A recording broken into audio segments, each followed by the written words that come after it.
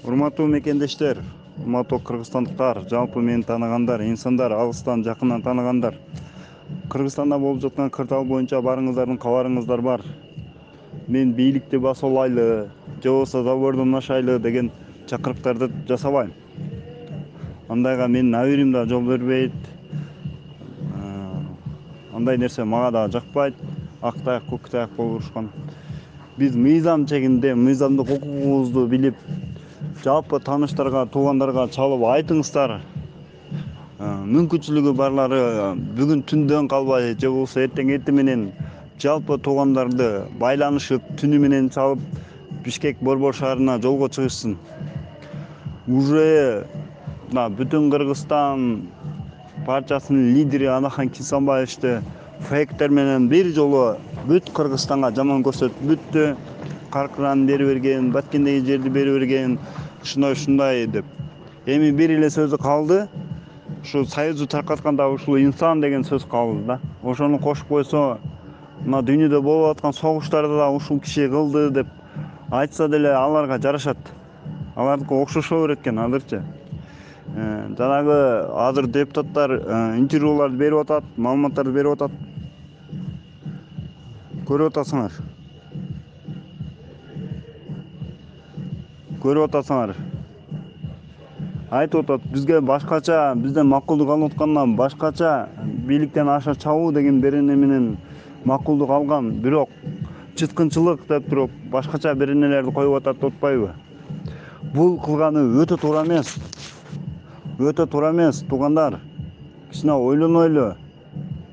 Эгер мүмкүнчүлүгүңөр болсо, желекти алып, бир күндүк ишти таштап, мына жерге келип, акыйкатты, чындыкты орнотуп кете турган учурлар келип калды, туугандар. Ак таяк, көк таяк болуп урушканын мен каалабайм, бирок бүт кыргызстандык туугандарым билип алсын, бул Матмаров деген бул кылымда бир жаратуучу инсан бул. Биз пайдаланып калышыбыз керек. Ал кишинин орду түрмөдө эмес, ал кишинин орду керек болсо азыркы президенттин ордунда. Президент боло турган инсан ал. Ташиев деле, Жапаров деле, жана башкалар деле баарысы билет Матмаров кандай инсан экенин. Матмаров кандай инсан экенин билет. Могул азыр ошол 2009-жылы, эгер мыйзам баарына бирдей боло турган болсо, 2009-жылы ошол Матмаров менен чогуу ошо тажик-кыргыз чегарасын чечүүгө Баткенге барып, ошол айтылган кагазга кол коюуда катышкан инсандардын баары жоопкерчиликке тартылсын, мыйзам баарына бирдей болсун. Ошолордун бири мына Нурлан Сулайманов, транспорт министри. Бүгүн Акылбек Жапаровго кеңешчи болуп отурат. Биз соцсеттерден көрүп атабыз. Жалпысы ошол учурда ким губернатор болгон, ким айыл башчы болгон, ким прокурор болгон, кимдер барган Матмаровду коштоп. Ошолордун баары жоопкерчиликке тартылсын.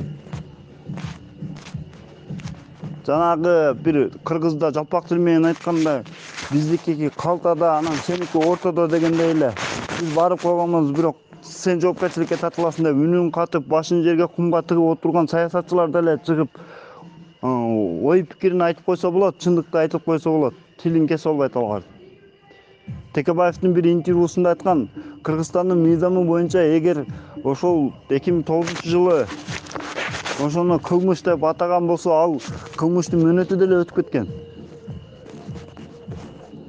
Эгер ошончолук эле элге жаман көрсөтө турган учур боло турган болсо, давай ачык дебат кылсын ошол. Жапаров келсин, Ташиев келсин, Зулушев келсин, ошо Айбулаев келсин, жана башкалар келсин.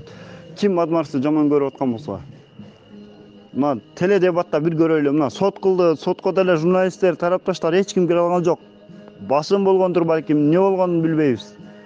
Ушуну бир билип койгула, бул Адахан Кисанбаевдин орду түрмөдө эмес. Түрмөдө эмес. Бул кишинин орду керек болсо Кыргызстандын президенти болууга татыктуу киши. Аны мен эмес, азыркы президентиңер да айткан. Мен баалайм Кыргызстандын чыган уулу деп. Мына бүгүнкү күндө көрүп атабыз кандай кысымдар болуп атат. Криминалдарды актап коет, анан келип алып туруп кандай бир лидерди ушул бул катардагы мага окшогон инсан эмес да, бул аттуу баштуу саясатчы, бул көп мамлекеттер тааныйт муну. Тең ата сүйлөшө алат. Эгер Куранбек Салиевич деле ушуну соцсеттерден көргөн болсо, Куранбек Салиевич деле дагы кайрадан түз эфир кылып чыгып айтсын. Аскар Акаев деле айтсын аны. Кромбек Салиевичтин ошол жерде бир интервьюсунда айтып атат.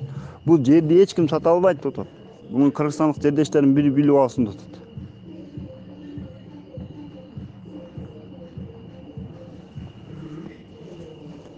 Ошондуктан бар жок туугандарыңарга айткыла, бекер карап турбасын, биздин ушу Адахан Кесенбаевичти колдоп кубаттап алайлы. Бул кылымда бир жаранчу инсан.